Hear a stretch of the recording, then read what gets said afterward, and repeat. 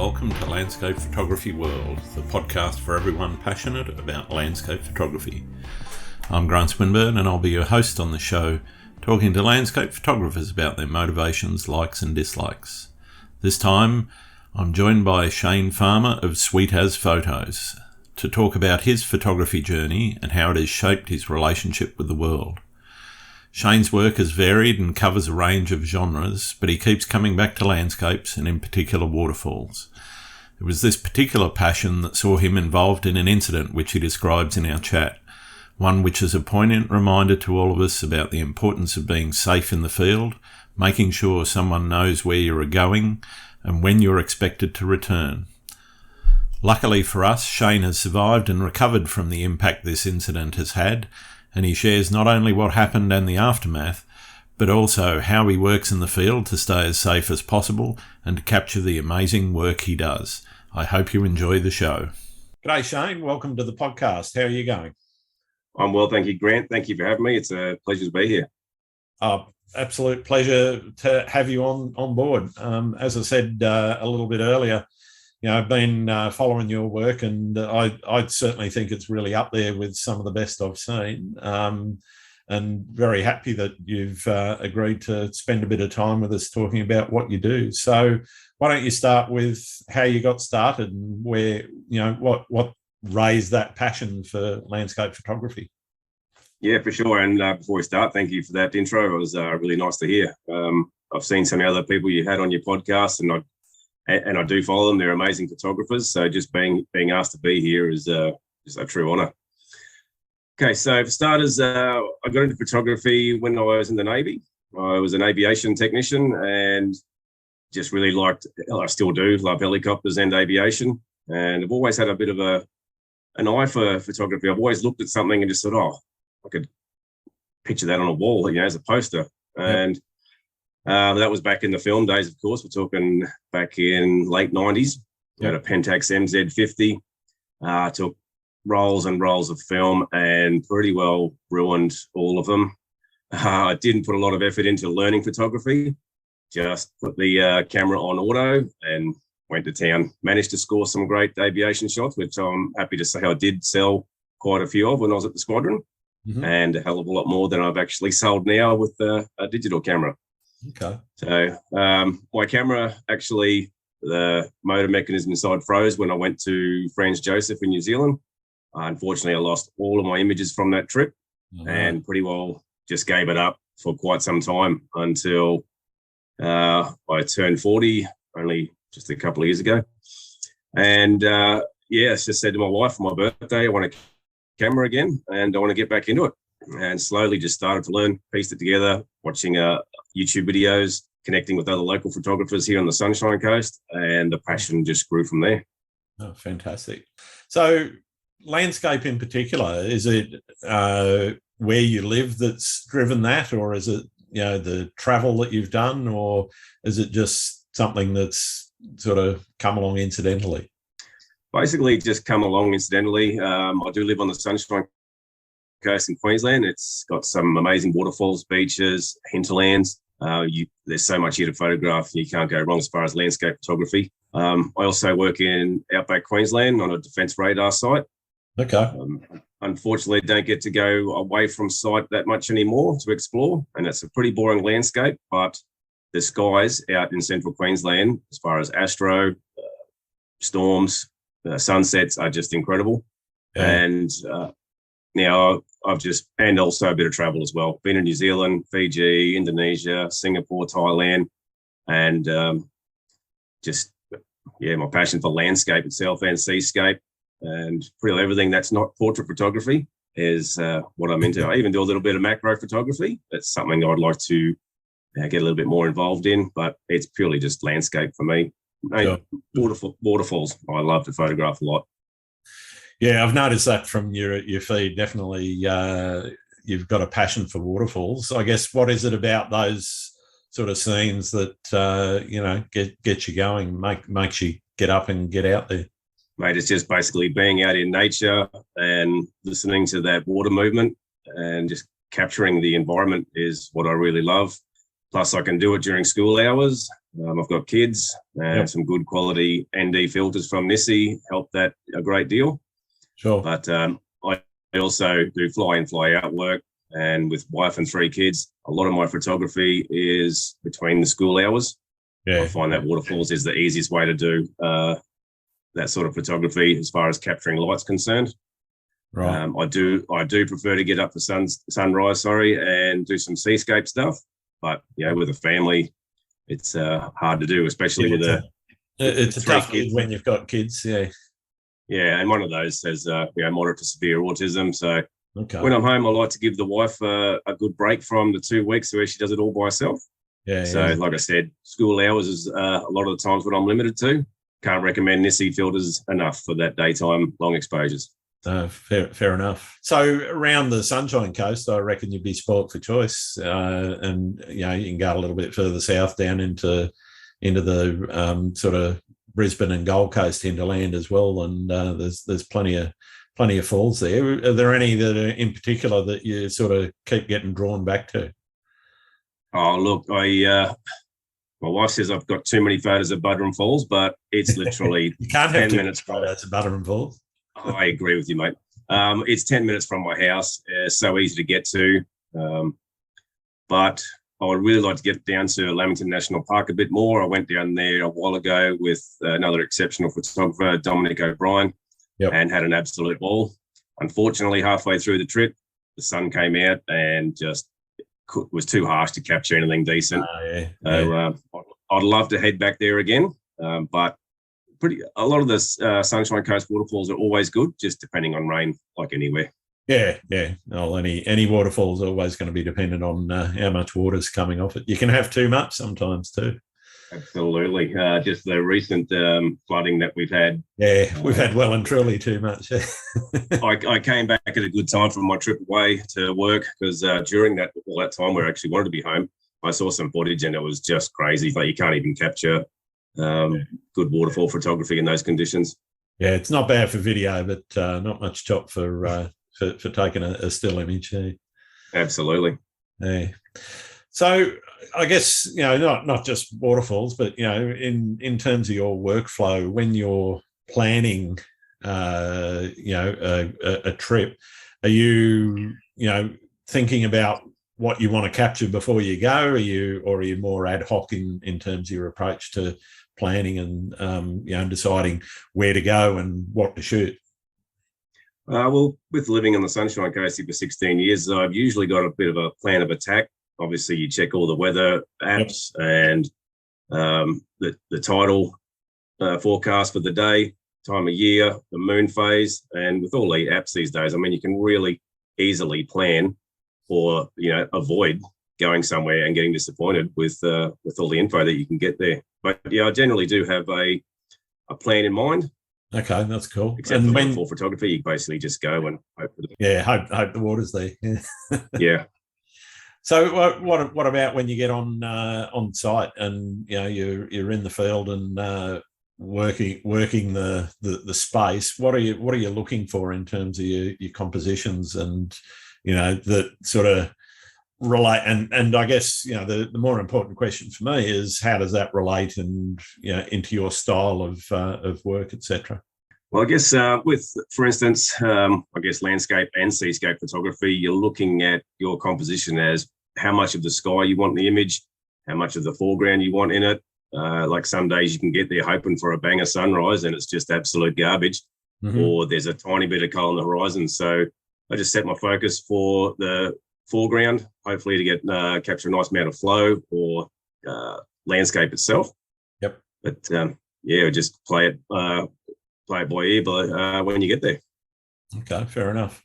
So it sounds like you're doing, I guess, more reaction to what's in front of you than sort of going in with a preconceived notion of about what you want to shoot. I mean, obviously you're sort of saying, okay, well, if I go to, Noosa and one of the beaches there and you say, okay, well, this is what I want to capture some flow, that's obviously in your mind. But, are you thinking more in depth about the concept of the image, or are you thinking more about, okay, well, I'm going to play it by ear when I get on site?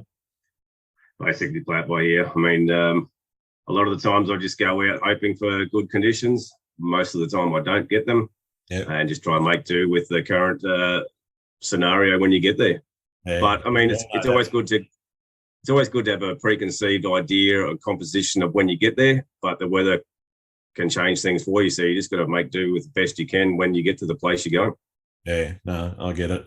So what are you doing, I guess, to try and capture the images that fit into your style? I guess what are you doing on site, and are you always doing long exposures, or are you trying to mix it up a bit? I always try to mix it up a bit, but long exposure photography is what I really like to do. There's just something about capturing the stars, capturing waterfall movement, capturing cloud movement.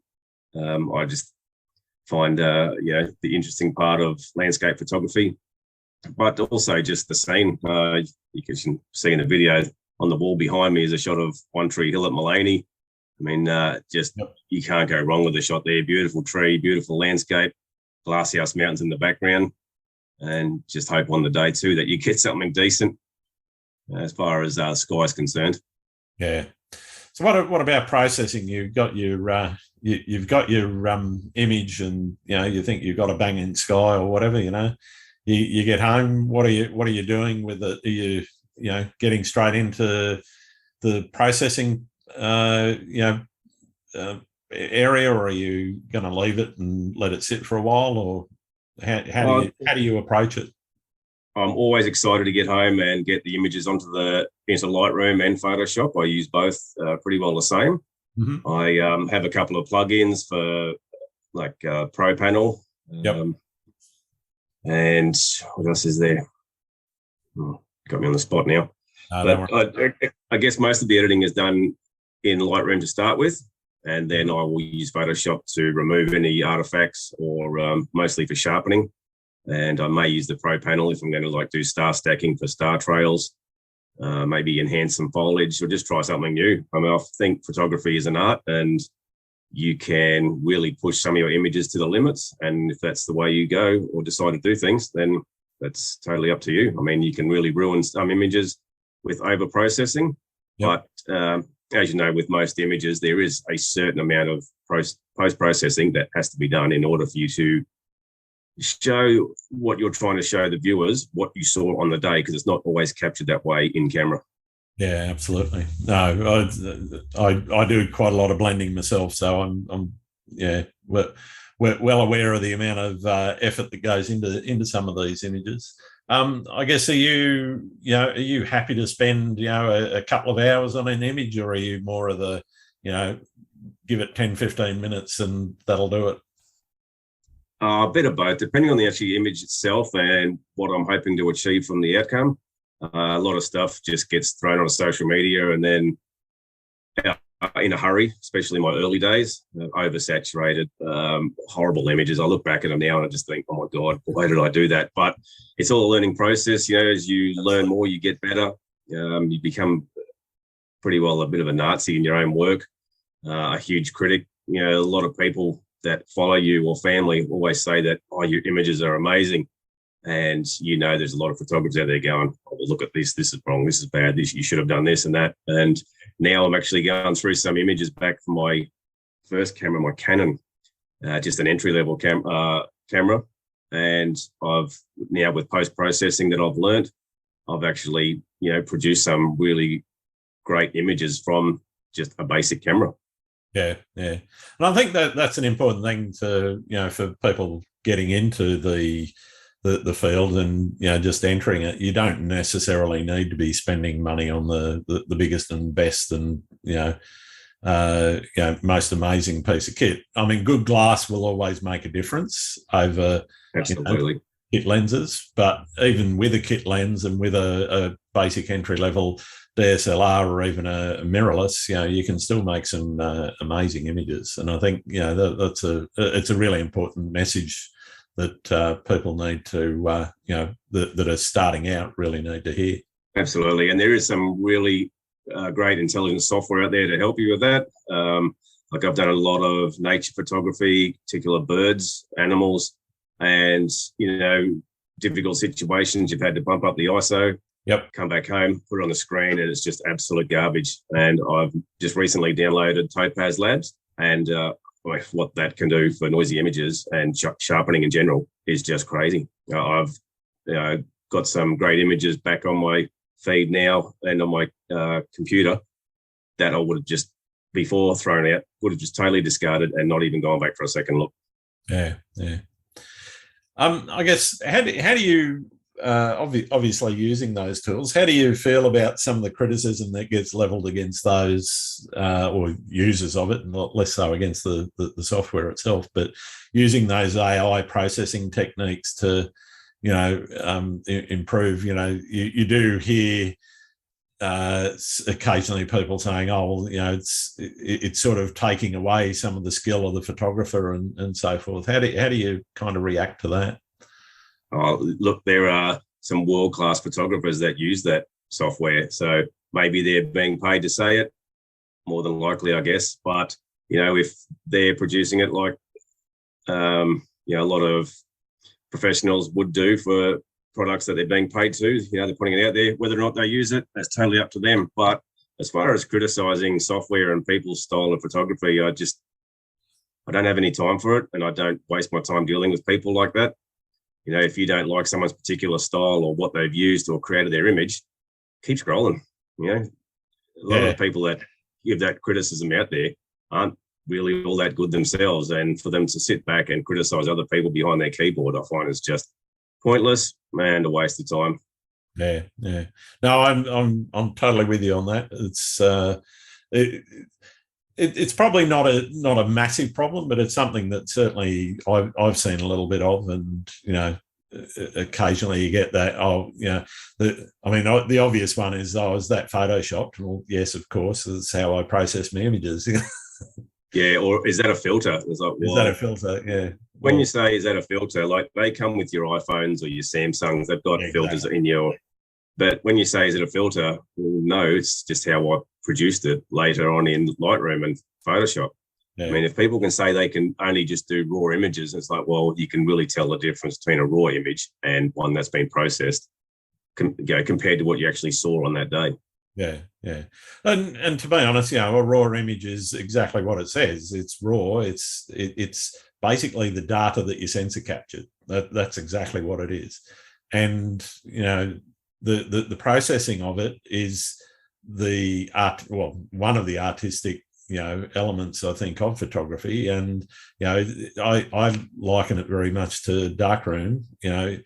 You have a look at the Ansel Adams and so forth of the world, who were known for not just doing, out of camera images. They were doing, people like him and others were doing composites, way back in the darkroom days, with silver acetate plates and so forth, not even film negatives, Yeah.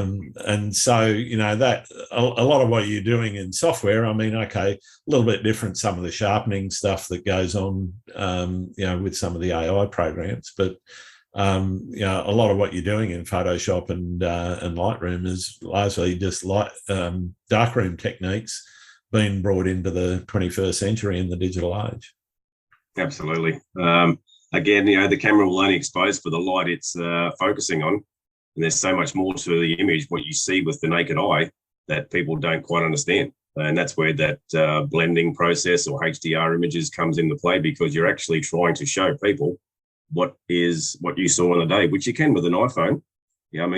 They're great for capturing everything in the one image, but it's you're not going to produce amazing quality images with an iPhone. Well, even some of those, some of what's going on there is just kind of AI processing under another guise. You've got you've got video images being used to actually then create a single still image, using certain processes depending on what function you've turned on your phone. So some of those things, like I think it was the Google Pixel, doing blur removal and the ability to remove photo bombers and all the rest of that sort of thing. Yeah. And you're able to do that now in your phone. It's I don't see the problem with that sort of processing outside. Oh, 100%. Like you said, I mean, the phones do such an incredible job now, and that's the difficult part with being a photographer these days is getting your work out there, getting recognised, because everyone with a phone in their pocket can pull out a phone or a camera and take a great shot, bang it straight onto social media, and it's out there, millions and millions of images. But separating the difference between an expert image and a phone shot to most people, it's pretty hard to tell. Yeah, totally. So I guess that leads me to the question around what led you to, I guess, the artistic style that you've sort of chosen, as opposed to, as you said, you could go out with your iPhone if you wanted to and catch similar sorts of images. But, I guess looking at the difference between just capturing an experience and producing what could be classed as a work of art, how do you feel about that, and where do you sort of start from in that process? Basically, again, as we talked about earlier, I love the long exposure photography, and in order to do that, you obviously need a tripod, a decent camera. There are some pocket cameras or phone cameras that can do those these days, but there is a huge difference in the quality and the output of the image at the end. Using a raw image, absolutely, and the data in a raw image on my camera, the Fujifilm X-T4, is a 50 megapixel image. There's just so much data in it, and depending what you're trying to actually pull out of the image, do with it, that's why you need a better style camera that can do that, as opposed to just a happy snap. You can't capture astrophotography with a phone. Well, sorry, that's not true. You can, but it's. I've seen it, and it's. No, exactly. Yeah, unless it's no bigger than an A4 or 6x4 inch photo. Yeah, and I think that's an important factor. Is sensor size is obviously going to have a big impact on what you can do in terms of print. And if your end goal is to print, and I certainly encourage everyone I talk to print your work. If you're creating these images just to put on Facebook and whatever, that's great. If that's all you want to do. But I don't think it really looks to me, and maybe it's because I'm an old fuddy-duddy, but it just doesn't look real to me until it's in a physical form. Yeah, that's something I haven't done a lot of, but I've actually got a couple on a memory stick at the moment that I'm going to head out to Ted's Maroochydore after I finish talking with you and get a couple printed.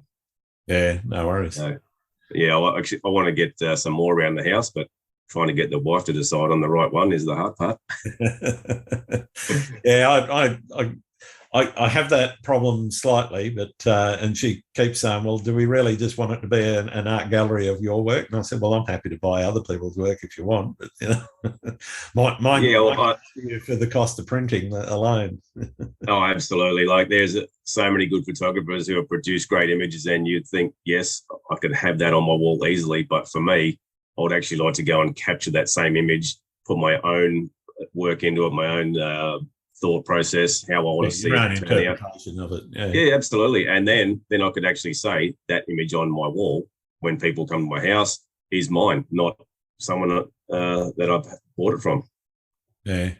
So you had a experience recently, which followers that people that follow you would obviously have seen records of. Do you want to tell us a little bit about that? Yeah, absolutely. When Mother Nature strikes, hey. I was out shooting my favourite place, Waterfalls, as we've talked about, and I was up to my very last shot of the day. And I was actually quite excited this day. I got some really nice new compositions, which, funnily enough, I never thought I could do there. And I was waiting for three ladies to walk through my shot, and I just did a 6-second exposure. Was about to pack up my gear and head home, but obviously had to wait for them to get out of the shot. As I bent down to pick up my camera, I heard a large crack, barely had a chance to react. And next thing I know, I'm being woken up and a large tree's on top of me. Wow. And being evacuated from the scene by about 20 emergency services personnel. Oh, that's incredible. So, yeah, I ended up with a large gash on the head. Thankfully, those ladies actually were there that day because they came back and rescued me. One of them, the ex-paramedic. They came back to the scene, just basically saw a big heap of mess and a tree and my arm hanging out and a fair bit of blood flowing down the waterfall. So if they weren't there that day, there's a good chance I wouldn't be talking to you right now. Yeah. So I'm very fortunate. Like I said, ended up with a massive gash in my head, 5 fractured vertebrae, multiple fractured ribs, scapula, about a third of a collapsed lung, broken leg, all the ligaments in my ankle shattered, and worst of all, lost my camera. I know that can be easily replaced, but bones heal. It was a pretty tragic day. Did you lose the shots as well, or? Yeah, absolutely. I don't know how this. I mean, Fujifilm make quality cameras, really nice and strong. The XT2 I had, but it it smashed the lens off the actual camera body itself, destroyed the tripod, lost the SD card. It somehow just opened the door and ejected that on me. So, most commonly asked question by everyone besides, "Are you okay?" was, "Did you get all the what images did you get from that day?" And unfortunately, got nothing. Wow. Yeah, it was a pretty hectic time. Took quite a few months of recovery. 6 weeks in a wheelchair, 4.5 months off work. Wow. But back in the gym and running and everything's good. Took its toll on the family and my poor wife. Unfortunately, she suffered quite a great deal. I can imagine. But what surprised me out of the whole thing, Grant, was the photographer community. My good friend George Berg started a GoFundMe page, which I didn't want anything to do with. He started it off and pretty much raised enough money to replace the Fuji with an XT4, a new lens and a tripod. Wow. And basically just over $5,000.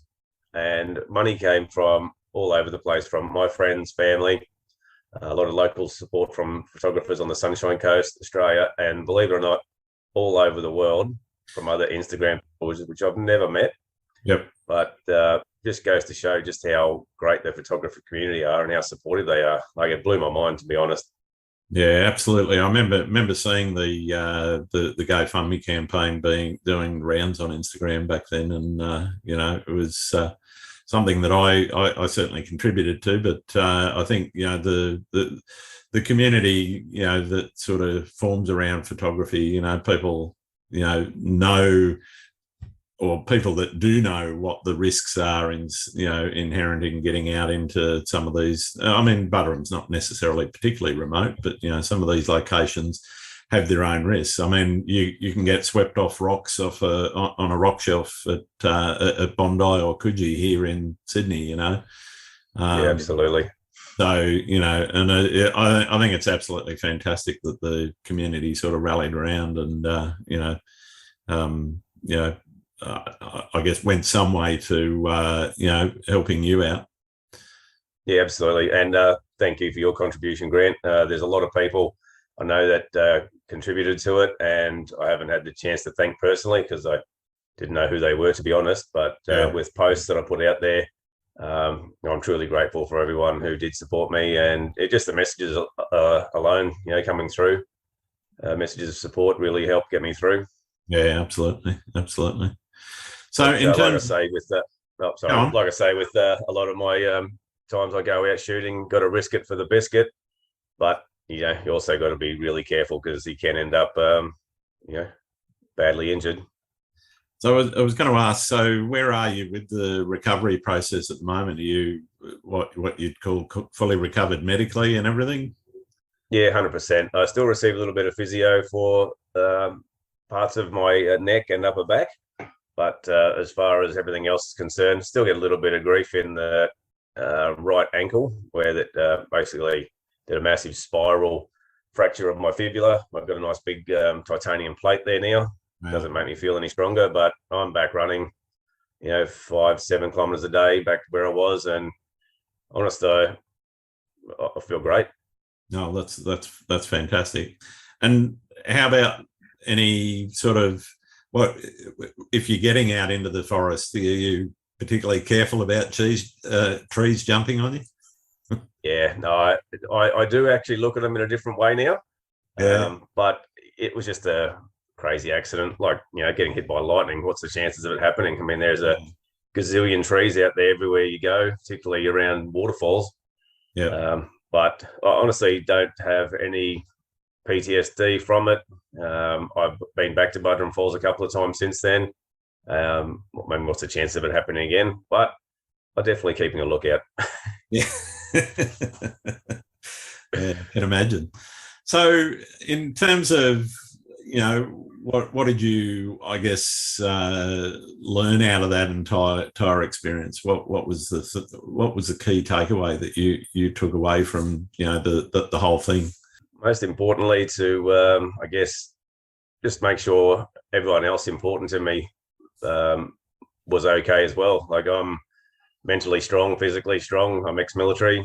Don't let things get me down, but kind of neglected the wife a little bit during the process, and just, I guess, in my own head, trying to get back to getting repaired and recovering. And I didn't actually realize just how much she suffered from it. And I wish I'd put a bit more time into her. I didn't neglect her at all. I just didn't see in the beginning just how much it really affected her. But as far as anything else is concerned, hasn't stopped me one bit. I still love Mother Nature, even though she tried to kill me. And it hasn't stopped me getting back out there and doing what I love doing. Yeah. Well, man, I know my wife, when I go out for a shoot, particularly early in the morning, and particularly if she knows I'm going to be on my own, she sort of makes sure, I text her when I get there, and I text her where I'm going to be and where I'm going to shoot. And, I stay in that general vicinity as much as I can, Are you doing things like that now that you might not have done before, or? I always did that, Grant. A lot of the waterfalls on the Sunshine Coast, there is absolutely no reception. Yep. And I knew that she would worry, and just for your own safety, it's just smart to, be in contact with people, let them know where you are, how long you intend to be gone for, and when you get back, purely so that they can send help if they don't hear from you. Yeah, well, that's it. I always give her either a call or a text if I can, whenever I get back to the car and on my way home, just so that she knows what's going on. Because as you say, it's really important that somebody does know where you are, and because something like that could happen at any time, and you're if nobody knows where you are, then no one's going to know where to look. Yep. I also, in my camera bag, I don't know if other landscape photographers carry it, but I always carry a bandage, face shield, or just a tiny first aid kit. Just, like anything can happen, like it did. And it's likely it could happen again. Great idea. So I guess in terms of, driving and fueling your passion, do you think it's made it more or less a passion for you, or? Hasn't affected me one bit, I don't think, Grant. Mother Nature is just so beautiful. I mean, whether it's sunrise, sunset, the stars, the sun, the ocean, the hills, just getting out there and being amongst nature and getting away from the world Wi-Fi and capturing it in its absolute essence is just so rewarding. Yeah, absolutely. Yeah, I know what you mean. So have you ever come across a creative wall that you've hit in terms of, not being motivated or not being able to, nail a particular composition or something? And how did you handle that? Yeah, I mean, that happens all the time. Obviously, waterfalls are always affected by rain. Mm-hmm. And to be honest, more often than not, when we get the good downpours at home on the Sunshine Coast, I'm usually out in central Queensland, and it's just hot and dry out here, boring landscape.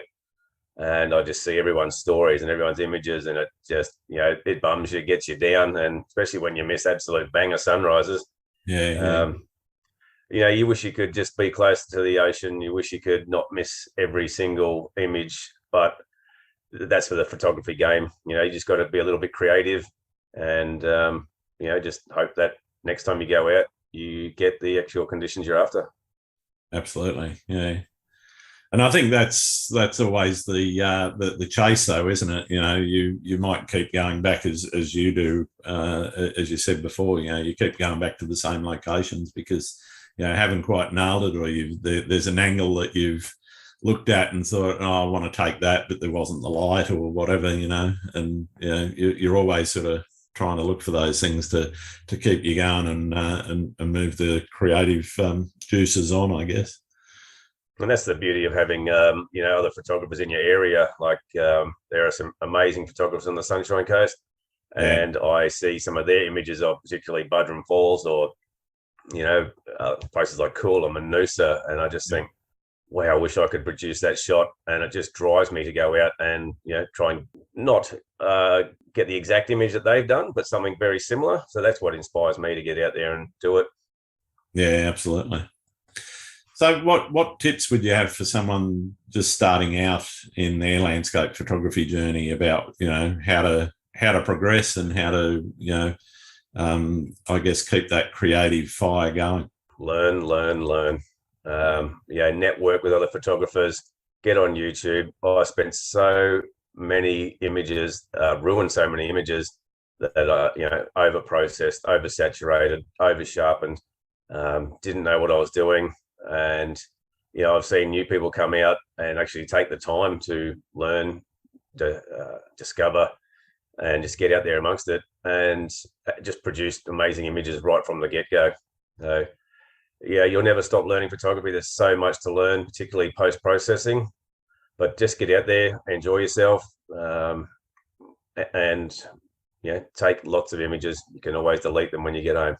That's right. Yeah. If you don't like them, get rid of them. Yeah. Absolutely. The beauty of digital photography. Hey, I processed so many films back in the day and just wasted so much money. But these days, it's just too easy to just, take 1,000 shots. And then if you get one or two good ones, then great. Totally. So what's the thing you like most about being a landscape photographer? Like I just said to you before, mate, capturing Mother Nature in its essence and in its finest is just the rewarding part for me. Like getting an absolute banging image that you just love and then printing it. I don't do photography to sell images. It's purely just a hobby for me. Yep. But getting feedback from other people as well that really like images or would like to purchase one off you, I also find very rewarding.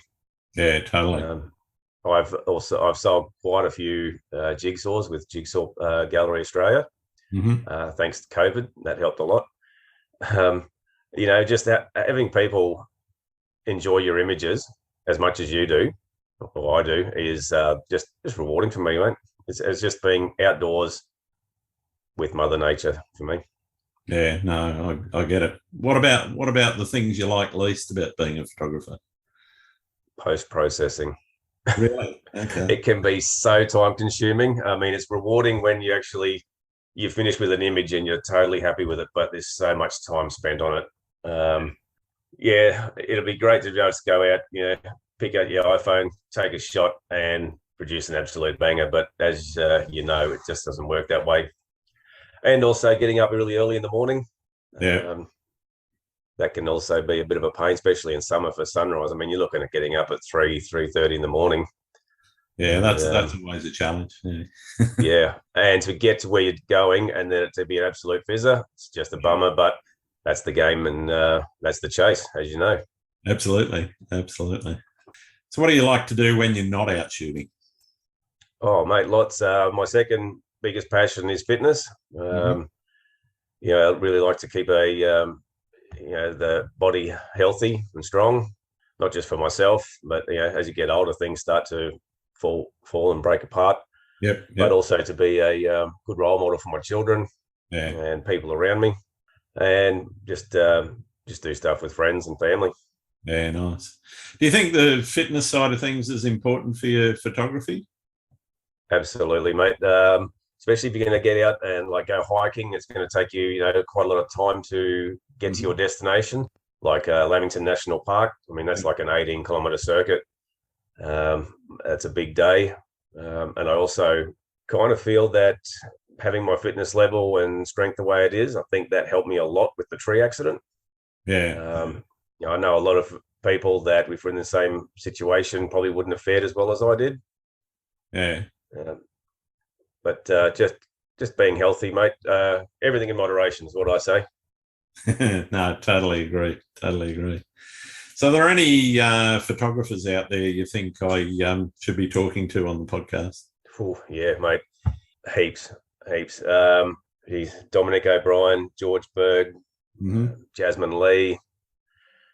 Oh, mate, you stumped me. There's just so many floating through my head at the moment. And that's just the Sunshine Coast photographers. Yeah. When you say landscape, there's also, I guess you could think of underwater landscape photography. Oh, yeah. There's so many brilliant photographers out there doing that, pure underwater imaging. A lot of overseas photographers. I don't know if you'd be able to get them on your podcast, but I've had a couple. I've had a bit of luck with a few people. So yeah. One guy in particular I follow, Isolated Peak Photography. Okay. His landscape images over around North America, Canada are just absolute bangers. His name's Ash. He's just top quality stuff, and definitely worth a look if you're on the Instagram. All right, I'll definitely be looking some of them up. I guess just in sort of wrapping up, I've got one more question, and for many who listen to the podcast, it's the most important question I can ask, and I know it's a big issue in the photography community. Do you like pineapple on pizza? Absolutely, 100%. Ham and pineapple is just like they go together, like bacon and eggs, like perfect sunrise and a good seascape. Yeah. What about you, Grant? What's your thoughts on it?